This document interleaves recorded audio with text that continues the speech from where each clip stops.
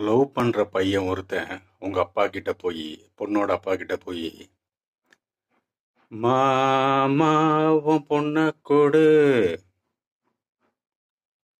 ஆமா சொல்லிக் கொடு இது சாமி போட்ட முடிச்சு அவர் சொல்லியிருக்காரு. முடியாதுன்னு இருக்காரு. பொண்ண அவன் இது சாமி போட்டு முடிச்சு